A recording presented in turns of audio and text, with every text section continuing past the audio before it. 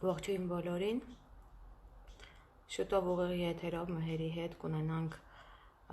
հետաքրքիր զրույց, կուզենայի, որ այն մարդիկ, ովքեր Հայաստանում են, իրանք էլ տեսնեն, որովհետև չգիտեմ, Պան Արմենյան հեռարձակվում է Հայաստանում, թե ոչ։ Մնացեք ինձ հետ, դուք էլ ինձ հետ կարող եք մասնակից լինել մեր հետաքրքիր զրույցին։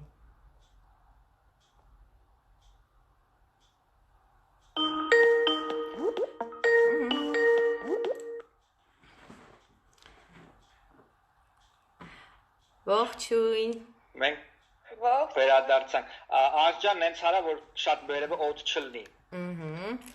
Մհեր ջան, ես նաև ուղիղ եթեր եմ մտել Instagram-ով, ուզում եմ քեզ տեղեկացնել, որովհետև ուզում եմ անպայման Հայաստանում էլ լսեն, այն ինչ որ մենք խոսալու ենք։ Բարև բոլորին, ովքեր մեզ հիմա նայում են եւ Հայաստանում եւ այստեղ։ Իդեպ ես ու Աննան ենք միասին զրուցելու քո հետ։ Ողջույն Անժելա ջան, շատ ուրախ եմ։ Նմանապես։ Մենք ունենք 2 րոպե միջև սկսելը։ Անժ դու հիմա ինչ որ կազմակերպություն ես ներկայացնում, թե որպես ուղղակի անհատ ես այդ հարցով զբաղվում։ Ես անհատ ձեռներեց եմ, որը ունի DBA, որը կոչվում է Angels House of Hope, որը որ օգնում է նմանատիպ կանանց։ Հասկացա, всё, հենց հիմա մի հատ նշենք մեր մոտ։ Վերջում Angels of Hope. Angels House of Hope. Angels House of Hope. Որը բռնության ենթարկված, ընտանեկան բռնության ենթարկված կանանց է օգնում։ Այո։ Իսկ ինչի մենակ կանանց, տղամարդիկ եւս հազվադեպ բայց ենթարկվում են ընտանեկան բռնության։ Տղամարդկանց հետ էլ եմ աշխատում, բայց հիմնականում հիմա կանանց հետ ավելի շատ։ Okay։ Ուզում եմ հասկանամ հեռախոսս ինչքան կարող եմ պահել, որ ձեզ եթերին չխանգարեմ։ Okay, ա որ այսպես երևա կադրում, թե ոչ։ Ամենատան, right։ Ֆուլի ժամանակ երևալու է, բայց դու կարաս ասես, որ դու նաև քո սոցկայքով ես, սոցցանցերով ես լայվ, դրա համար ես հեռախոսը բռնել։ Այդ երևալու առաջին պահին ասա։ Կաս կոմպյուտերի էկրանին դնես, ճիշտ է ասում, Այդպես մենակ ես կերևամ, ուզում եմ որ դուք էլ երևաք։ Շնորհակալություն։ Բայց քան սիրունացել եք։ Մեկ հիմա արդեն ամեն ինչ ուսում է, օքեյ է։ Այո։ Այս պայմաններում։ Եվ հետո Հայաստանում էլ է պետք որ այս ամենը նայեն, որովհետև չեմ անում, եթե Պան Արմենյան կա Հայաստանում, թե ոչ, հեռարձակում։ Holding կա, բայց այս եթերը չեն նայում այս պահին։ Ահա, դե ուրեմն լավ է, ուղիղ եթերով մարդիկ կնայեն։ Online չնայած կարան նայեն, կարաս ասես, որ բոլորը կարող մտնեն 3w.panarmenian.live կայքը։ Կամ TV եւ ընդ live հնարավորություն կա, երկուսից մեկն էլ կլինի։ 3w.panarmenian.tv կամ /live։ Okay։ Հուսով եմ լսեցիք, կարող եք նաև Պատրաստ։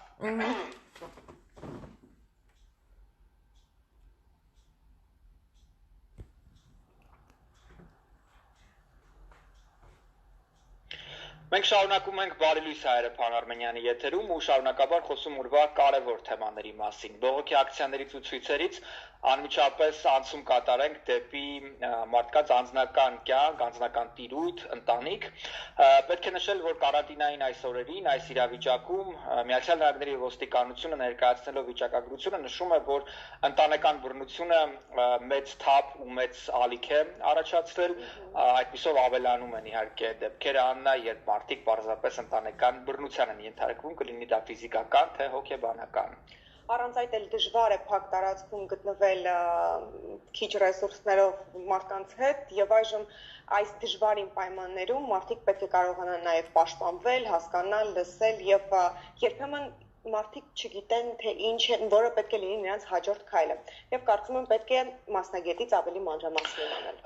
Մեր սիրելի դերասանուհիներից մեկը Անժելա Սարգսյան այս օրերին զբաղվում է հանրային աշխատանքով, այն է ընտանեկան բռնության ենթարկված կանանց աջակցելով նա անգամ իհարկե հասարակական կազմակերպություն է բացել, որը կոչվում է Angels House of Hope եւ հենց այդ պաստորեն տանիքի տակ էլ նա փորձում է օգնել բռնության ենթարկված կանանց։ Անժելան այժմ ես այդ կապի մեջ է, բարի առավոտ Անժելա, շնորհակալություն կապի դուրս գալու համար, նախ ինչպես ես։ Ողջույն, լավ եմ, Փառք Աստծուն, ուրախ եմ, որ այս հարցը բարձրացնում ենք, որովհետև ինքը ամենաարդիական խնդիրներից մեկն է հիմա, նույնիսկ ստատիստիկա կա, որ սուիսիդը, ինքնասպանությունները 250%-ով ավելացել են այս օրերի ընթացքում, էլ չեմ խոսում արդեն ընտանեկան բռնությունը եւ ալկոհոլի ու թմրադեղերի չարաշահումը։ Անժելա, դու հրաշալի դերասանուհի ես, շատ գեղեցիկ կին, շատ ես լսել եմ մհերից նաև, որ ունես հզոր էներգետիկա եւ կարծում եմ, որ ամեն ինչի հնարավոր է, որ հասնես կյանքում, բայց ինչու ընտրեցիր հենց այս ճանապարհը, որովհետեւ այս ճանապարհը իսկապես դժվար է։ Անցյալ տարվա ամռանը Արայիկի մոտ եկել էի հաղորդման հյուր Արակ Ղազարյանի մոտ ու այդ ժամանակ Արան ինձ մի հատ վերջում հարց տվեց, դու ռոլ մոդել էիր, ինչի չօգնեցիր մարդկանց, այս ինձ համար մի հատ մեծ ապտակ էր ու հասկացա, որ կարող էի ավելի շատ անել, քան արեցի։ Այս ընթացքում ես կրթվեցի, ստացա certificate, որով ես կարող եմ աշխատել այս ոլորտում, իսկ ավելի գրագետ եւ ավելի ճիշտ կարող եմ անել այն, ինչ որ այս տարիների ընթացքում ես անում էի։ Երևանում եմ արել, այստեղ եմ արել, բայց հիմա ավելի առարկայական եւ ավելի գրագետ, ավելի ճիշտ եմ կարողանում օգնել մարդկանց։ Անժելա, ընտանեկան բռնությունը մեզ հայերիս համար եւ հայկական իրականության համար նորություն չէ։ Դա կարմիր գծի նման գալիս է դեռ վաղնջական ժամանակներից, երբ արտահայտությունը խփում է, ուրեմն սիրում է, նորմալ է համարվել մեզ համար եւ անգամ իհարկե մեր մանկության տանգոն ֆիլմում մի դրվագ կա, երբ վազելուց հետո գլխավոր դերակատարուհին Մհեր Մկրչյանի պաստորեն կերպարին ասում է, որ ինչու ինձ չես խփում, Սիրանուշին խփում ես, նշանակում է նրան սիրում ես։ Դա մտածելակերպ է ու փիլիսոփայություն, որը մեզ մոտ կա եւ դա հերքել չի լինի։ Այն ես մտածում այդ մասին։ Դա մեր արյան մեջ է ու ինչքան շուտ մենք կրթվենք այս ոլորտում, այնքան շուտ մենք կազատագրվենք այն սխալ բաներից, որ մեր գենետիկ հիշողությամբ գալիս է ժամանակի ընթացքում։ Իհարկե կան բռնության տեսակներ, որոնք որ այստեղ պատժելի են Կալիֆոռնիայում, Հայաստանում դրա մասին խոսք անգամ լինել չի կարող, նույնիսկ Եվաս մի անգամ ասեց, մամ, բայց դա նորմալ է, բոլոր հայ տղամարդիկ այդպես են։ Իսկ ինչ վերաբերվում է արդեն, որ ձեռքերին են տալիս, բնականաբար ֆիզիկական ուժը ոչ մի դեպքում արդարացնել չի կարելի։ Եվ ես ունեմ միջոցներ, ոնց կարելի է այդ ամեն ինչը կանխել այս ժամանակ։ Ես նաև ուղիղ եթեր եմ իմ Instagram-ով, որովհետև ուզում եմ անպայման Հայաստանում լսեն այս ամեն ինչի մասին,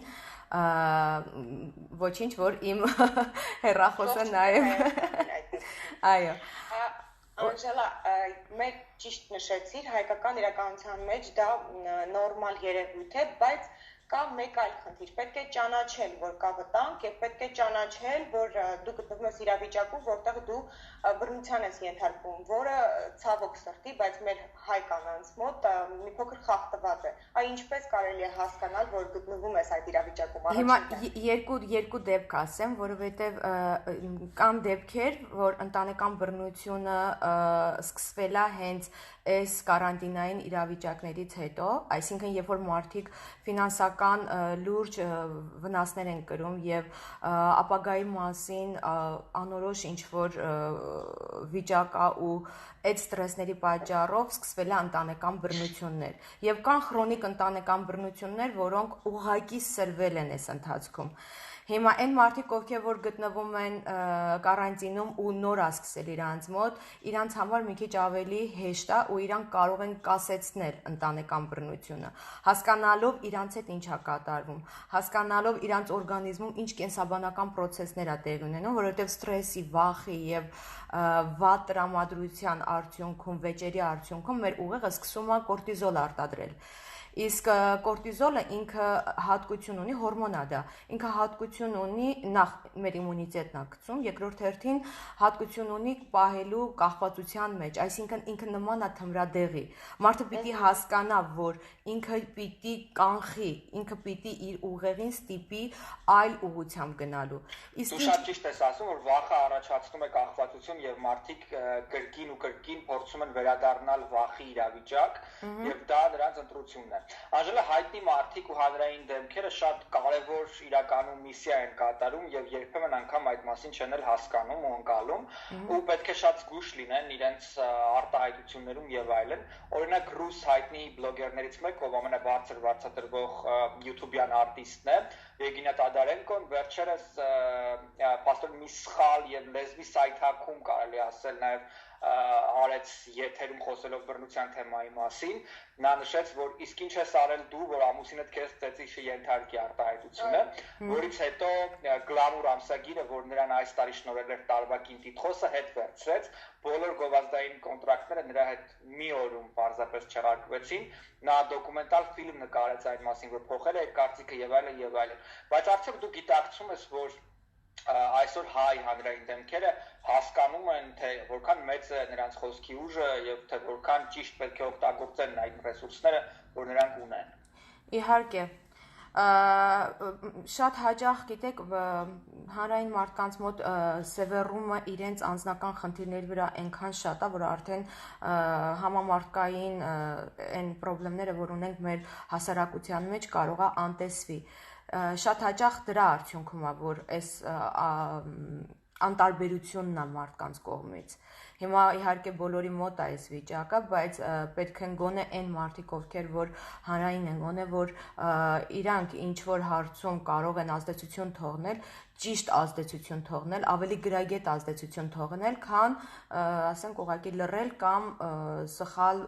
բաների մեջ մտնել։ Դրա համար մինչև ինչ որ բան հայտարարելը պետք է կարդալ, պետք է ուսումնասիրել, պետք է կրթվել, չի կարելի անպատասխանատու եւ անհիմն արտահայտություններ անել։ Անժելա, դու այժմ աշխատում ես տարբեր կանանց հետ եւ լսում ես նրանց խնդիրները, արդյոք բռնությունից հետո, երբ մարդը կարծում է, որ համենայն դեպս հոգեբանական առումով շատ փոխված է լինում, արդյոք կարելի է վերականգնվել դրանից հետո եւ որոնք պետք է լինեն քայլերը։ Իհարկե հնարավոր է վերականգնումը, դրանք տարբեր են։ Նախ պետք է առաջին բանը որ կա թունավոր միջավայրից դուրս գալն է ինքը եւ իր երեխաները, որովհետեւ սա առաջին հերթին երեխաներին է վնասում, որովհետեւ եթե դու կարող ես այդ կախվածության մեջ ողբերգական իրավիճակներից ապրել ու ինչ որ չափով նույնիսկ հաճույք ստանալ դրանից, երեխաների համար դա անուղելի մի հատ տրավմա է, որը որ մնում է ամբողջ կյանքի ընթացքում։ Հասկանալով այս ամեն ինչը պետքա կանայք միանգամից բացառեն այդ միջավայրը երեխաների համար։ Իսկ փառք Աստծո մենք ապրում ենք այնպիսի երկրում, նաև այնպիսի նահանգում, որովհետև ամեն նահանգ չի, որ այս օրենքները ունի ու կնոջը կարող է երեխաների հետ պաշտպանել մաքսիմալ ձևով, որովհետև բռնությունները մի քանի տեսակ են, դրանք մոտ 10 տեսակի բռնություններ են ու այն մենք մենակ հասկանում ենք ֆիզիկական բռնությունը, բայց օրենքը գրված է շատ բազմազան բռնությունների մասին։ Եվ դրանից հետո իհարկե հենց իմ մասնագիտությունն է, ով առաջնորդում է կնոջը, նախ սովորացնում ենք ինքը որտեղ է ապրում, ինչ է կատարվում իր հետ, ինքը պիտի ընդունի, շատ կանայք չեն ընդունում, որ իրանք լուրջ իրավիճակում են հայտնված։ Իրանց համար կարող է լինել եւ ընտանեկի դաստիարակությունը, կարող է լինել հասարակության ազդեցությունը, որ կինը ընդունի, հա, այդպես էլ պիտի լինի, եւ հետո բռնացող բոլոր տղամարդիկ այնպիսի մեղքի զգացողություն են առաջացնում քո մոտ, որ դու հասկանում ես, այ եթե ես այս բանը չասեի, ծեծ չէի ուտի, այ եթե ես այս բանը չանեի, չէի պատժվի։ Իրենք սկսում են արդարացնել բռնացողի արարքները։ Այ երբ որ իրանք հասկանում են, որ բռնությունը չպետք է լինի, կապ չունի պատճառները, ու այն ինչը որ կատարվում է իրանց հետ արդարացում չունի, այդ ժամանակ երբ որ իրանք հասկանում են ու հասկանում են ճանապարհները ինչպես կարող են դուրս գալ ու հասկանում են թե ինչ օգնություն ունեն պետության կողմից, երկրի կողմից, թե ուժի, այսինքն պոլիսի, դատարանի կողմից եւ թե հոգեբանական ինչ օգնություն ունեն, այստեղ ամենակարևոր բանը որ մարդիկ պետքա ճանաչեն ճշմարտությունը, որը եւ կազատի իրենց։ Հիմա ես օգնում եմ մարդկանց, ցույց եմ տալիս ճանապարհները, թե ինչպես իրենք կարող են դուրս գալ, աշխատում եմ իրենց հետ հոգեբանորեն եւ միևնույն ժամանակ, երբ որ գործարարվում է արդեն դատարան եւ բան, նաեւ ստիպում են ամուսնուն ինքը դասեր վերցնի anger management զայրույթի կառավարման, նաև ընտանեկան բռնության, որը այս դասերը բավականին կարևոր են եւ լուրջ են եւ ճիշտ ուղղության վրա կարող են դնել նույնիսկ բռնացողին։ Մարդիկ շատ հաճախ անում են չհասկանալով, որովհետեւ իրանք այդպես են տեսել, որովհետեւ իրանք ընտանիքում այդպես է ընդունված եղել։ Ցավոք սրտի բռնության մեջ մեծացող տղա երեխաները ինքը բռնությունը շրջանի նման է, նորից դառնում են բռնավորներ իրանց հայրերի նման։ Շատ հաճախ, ավելի հաճախ դառնում են բռնավորներ։ Շատերը բողոքում են ու տարբեր արտահայտություններ հնչեցնում։ Ինչը նորմալ է եւ հասկանալի է, ես ուզում եմ մի ճշտում մտցնենք, մենք ամենևին, օրինակ ես դեմ չեմ խոսում ընտանեկան այն ավանդական մոդելին, որ ունի հայ ազգը, դա տղամարդու դոմինանտությունն է եւ կնոջ դիվանագետ լինելը եւ ես կարծում եմ որ դա մեր ազգային արժեքն է, որը պետք է պահպանել, բայց մեր ազգային արժեքներում երբեք չի եղել բռնության փաստորեն արժեքը եւ պետք է հասկանալ որ այո, կարելի է պահպանել ավանդական հայկական ընտանիքի մոդելը եւ դրանից բացառել բռնությունը։ Իհարկե, որովհետև իմաստուն կինը իր տունը կառուցում է։ Շատ հաճախ կանայք էլ իրենք մի մաս են հանդիսանում նաև բռնության։ Ես հիմա նույն արտահայտությունը կարող եմ ասել, ինչ որ ասել է ռուս այդ բլոգերշան։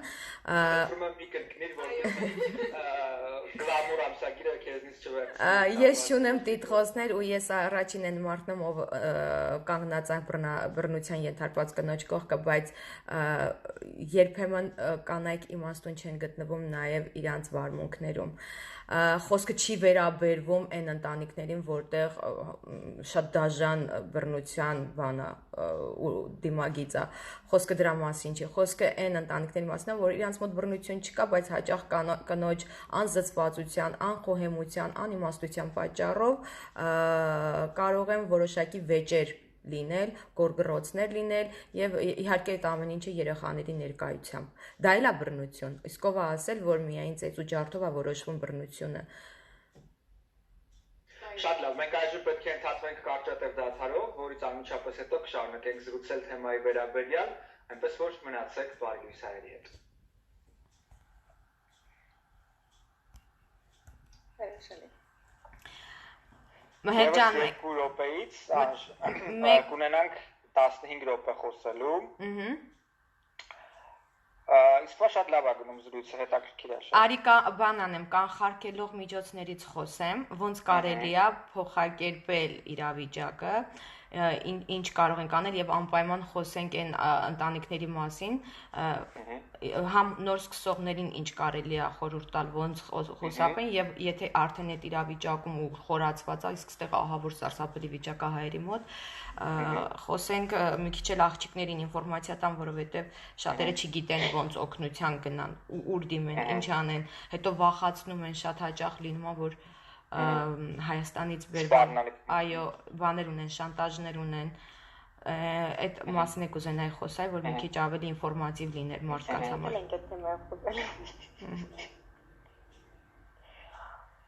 Հինգ անգամ կանեն, 6-րդ անգամը կհասկանան, եթե դու բռնել չեն տալիս, են բռնել տալիս, լրիվ ուրիշ բարից են խոսում, լրիվ ուրիշ բարից, հակառակը։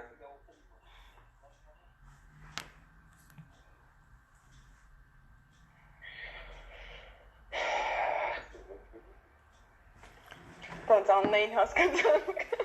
Ես չի որ Աննան բռնության հետ կարևոր է, շատ կարևոր է, ես ամեն օր տեսնում եմ։ Ախի, մարդու իրավունքների շկաપ ունի։ Բռնությունը լավ բան, բռնությունը երբեք լավ բան չի առաջացնում։ Այո, բռնությունը ծնում է բռնություն։ Այո։ Դա զամկնուտի կրուգ է, որ պետք է ուղղակի դուրս գալ դրանից։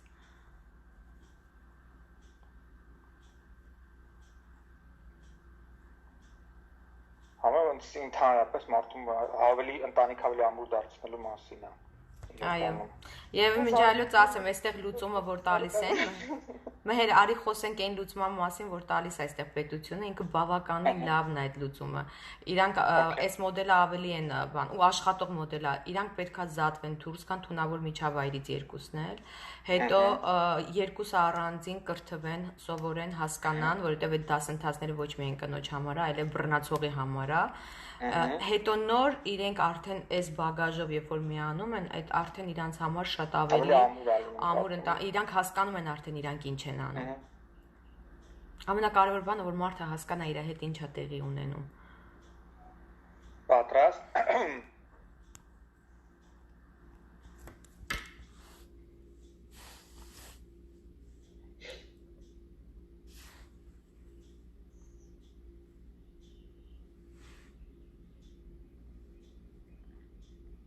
Իմ հեռախոսը թաքուն նկարելով։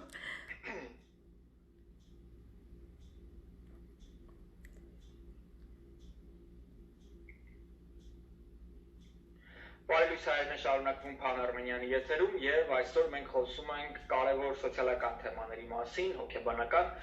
թեմաների մասին եւ Անժելա Սարգսյանն է, Սիլվաս դերասանուհին այժմ մեծ կապի մեջ, ով այժմ զբաղվում է հանրային աշխատանքով, նա անգամ բացել է Angels Home of Hope կազմակերպություն, որը զբաղվում է ընտանեկան բռնության ենթարկված կանանց աջակցությամբ։ Անժելա, խոսենք մեթոդների մասին, թե ինչպիսին է օրինակ նահանգում այս հարցը դիտարկվում։ Արդյոք նահանգային իշխանությունները կամ համապատասխան մարմինները հետաքրքրված են այս ընտանիքների պահպանման, որովհետև իրականում շատերի մոտ թյուր կարծիք է, որ երբ դու օգնություն ես խնդրում, ապա դու դրանով ստորագրում ես վիրտուալ ապա հարզանի պաստորեն պայմանագիրը։ Իրականում կարելի է պահպանել ընտանիքը, բայց բուժել, չէ՞։ Իհարկե։ Հիվանդությունից այդպես կոչվող։ Իհարկե, ու հենց ամբողջ այս ծրագրի նպատակն էլ դա է Քավլիցի չի խրախուսվում բաժանությունները, որովհետև բաժանությունն էլ իր հետևանքները ունի։ Եթե այնպիսի իրավիճակա, որ անհնար է, ասենք բռնացողը, ասենք ունի հոգեկան խանգարումներ կամ ունի թմրանյութերից կախում կամ չգիտեմ, հազար ու մի պատճառ կարող է լինել ու ինքը անուղելի լինի, այս պարագայում բնականաբար խորհրդատրվում բաժանությունը։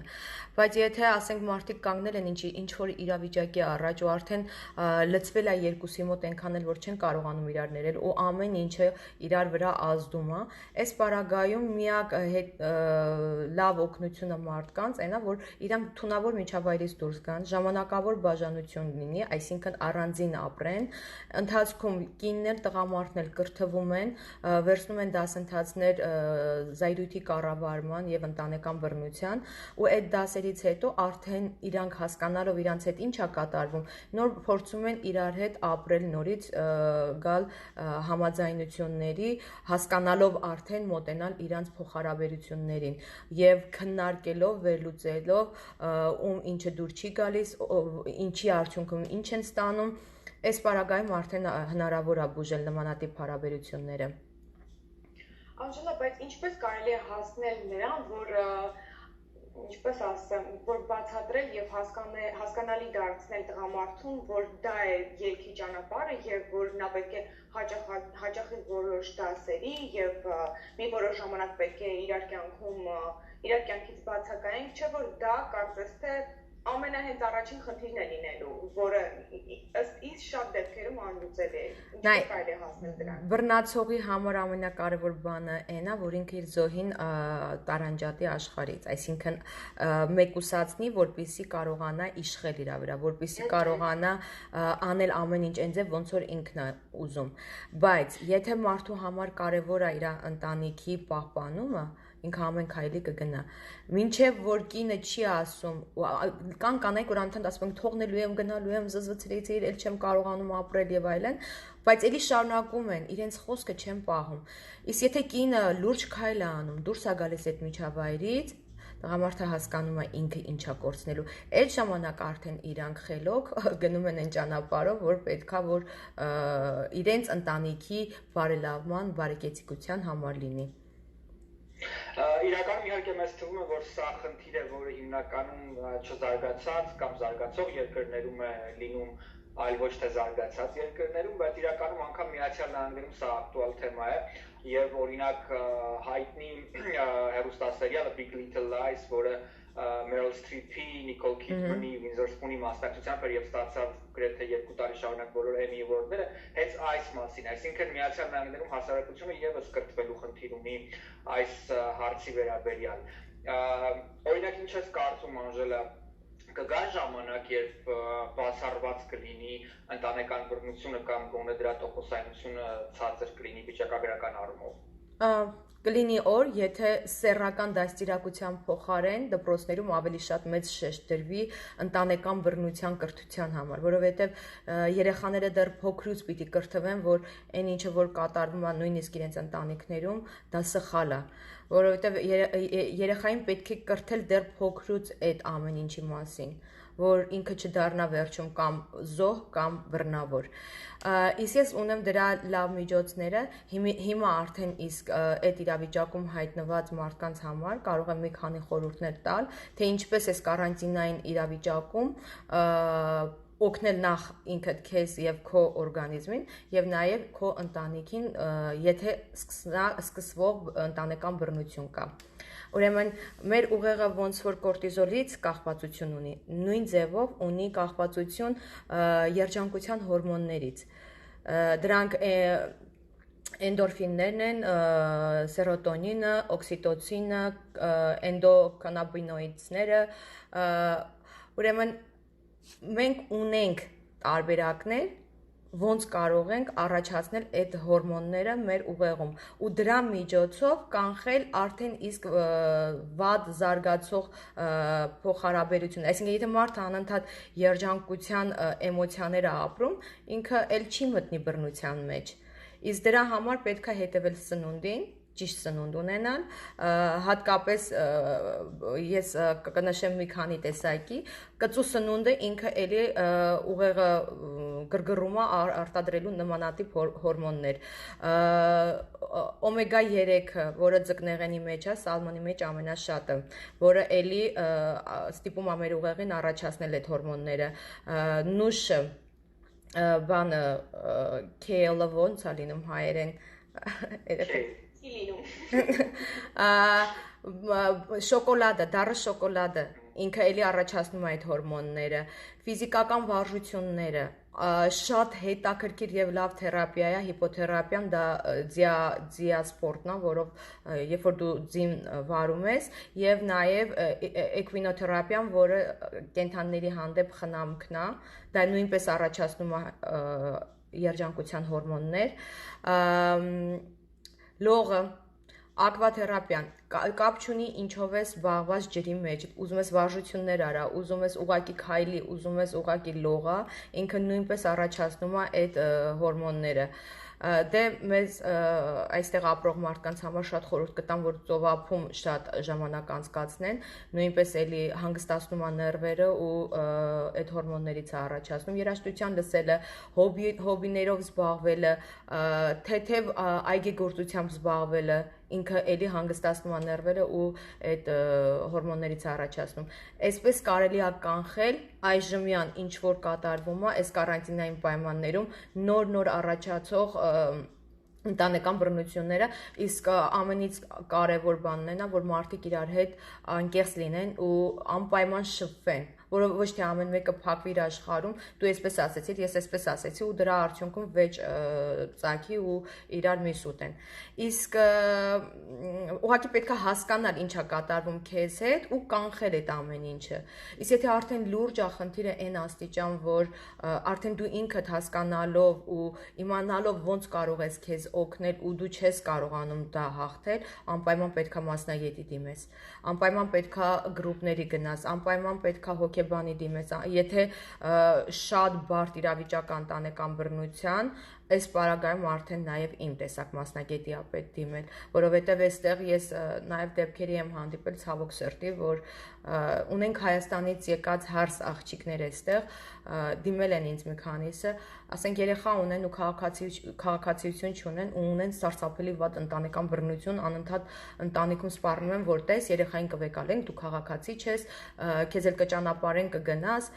ու վախենալով, շանտաժի ենթարկվելով, վախենալով մարդիկ ապրում են տարիներ շարունակ այդ հարաբերությունների մեջ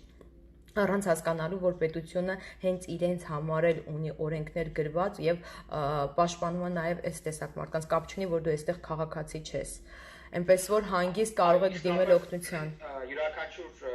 խնդրի պարագայում հոգեբանական լինի, թե դա ֆիզիկական, ինչ որ բարձրաձայնել թեմայի վերաբերյալ, կարողանալ ուժ գտնել, ինքդ քո մեջ պատմել որևէ մեկին, դա արդեն գործի կեսն է։ Այո։ Եվ եթե դուք դա կարողանում եք անել, նշանակում է ամեն ինչ լավ է լինելու։ Անժելա, մարդիկ, ովքեր հայտնվում են կյանքի անդունդում, հաճախ իրենց մեջ ուժ չեն գտնում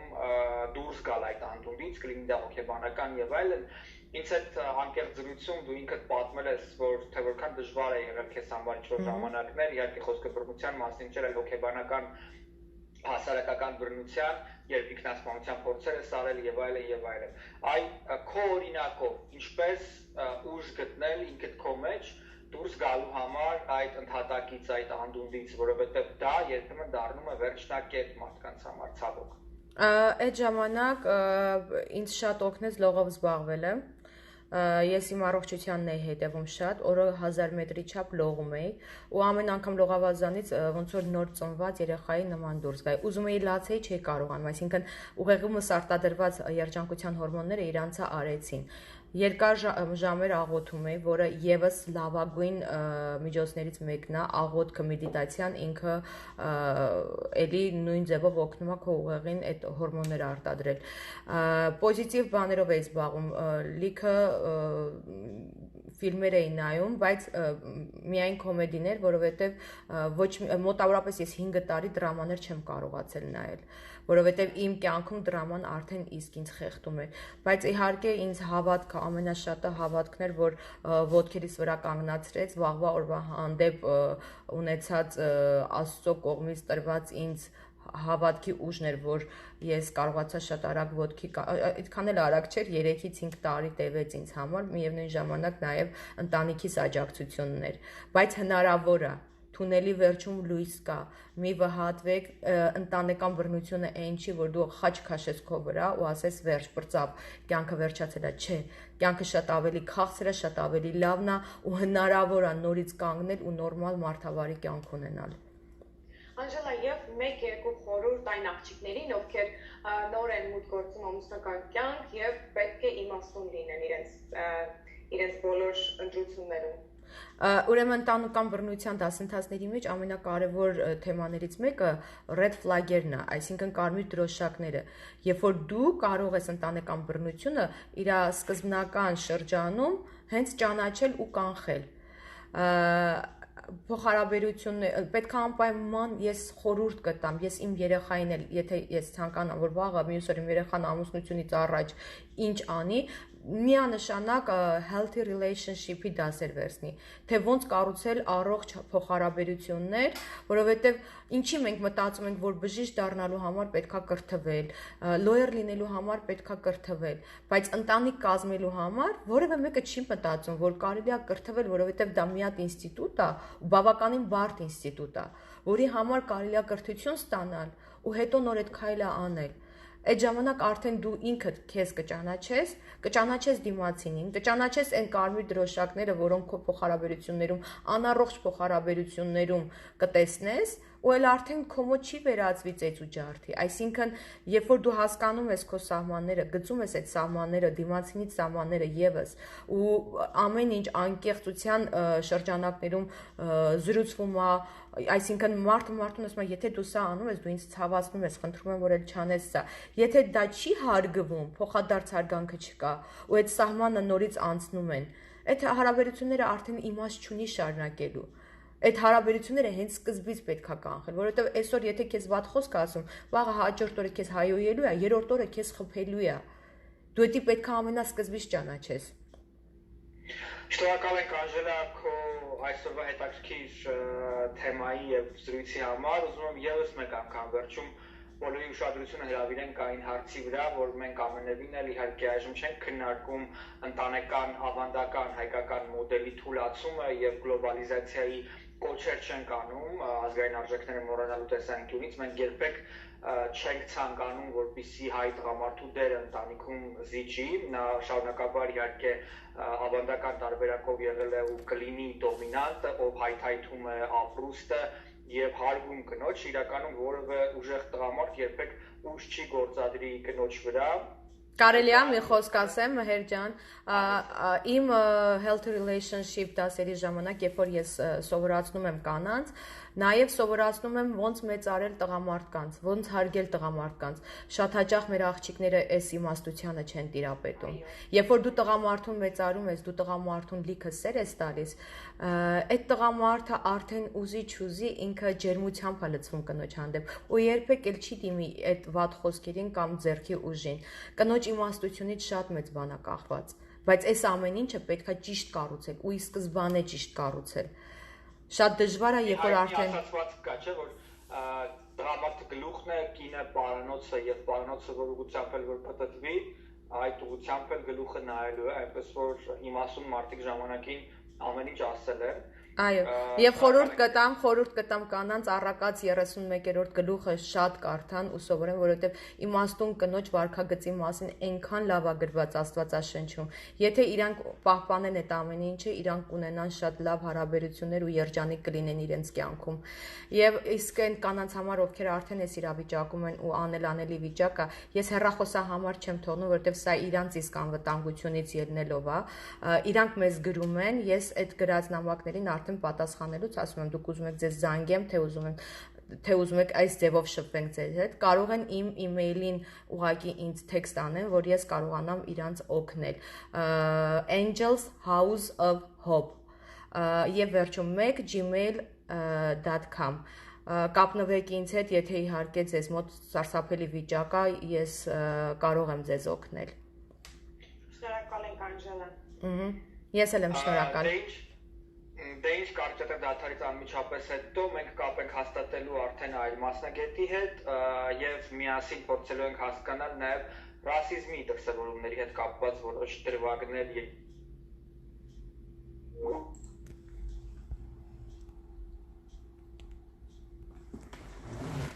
Վերջացավ ուղիղ եթերս,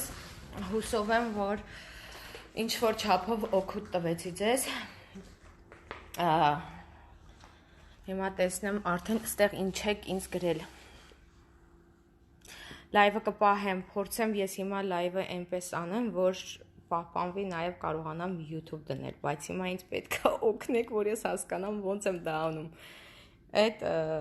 բանին չեմ տիրապետում, կուզենայի, որ YouTube-ում էլ ունենայինք սա, որպեսզի լիքը մարդիկ հետագայում, եթե չեն նայել, կարողանան նայել։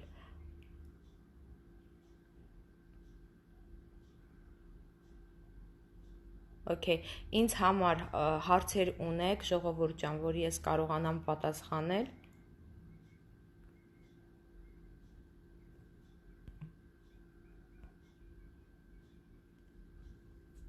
Եթե հարցեր չունեք, ես արդեն դուրս գամ այստեղից ու գնամ աշխատանքի։ Նաև կթողնեմ այստեղ առակած 31-րդ գլուխը 31-րդ գլուխը խոսում է կնոջ իմաստուն կնոջ վարքագծի մասին։ Խորհուրդ կտամ աղջիկներին շատ երկար օրեր կարդալ ու շատ անգամներ կարդալ, ամեն խոսքի վրա խորանալ, որովհետև իմաստուն կնոջ ամուսնուն ճանաչում են, այսպես է գրված, իմաստուն կնոջ ամուսինը երկրի մեծերի հետ կնստի վեր կկենա, դա նշանակում է հարգանք ու պատիվ կունենա։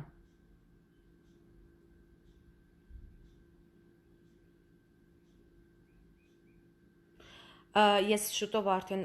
լայվեր շատ եմ անելու, որովհետև այս թեմաների շուրջ շատ եմ խոսելու, նաև կուզենայի հարցեր գրեք, եթե ունեք հարցեր առողջ փոխհարաբերությունների հետ կապված, կուզենայի նաև այդ մասին ձեր հարցերին պատասխանել, եթե արդեն ասենք այսինչ իրավիճակն է, ոնց կարելի է այս իրավիճակում ոնց վարվել, մյուս իրավիճակում ոնց վարվել, այնպես որ չեմ զլանա, կպատասխանեմ ձեր հարցերին։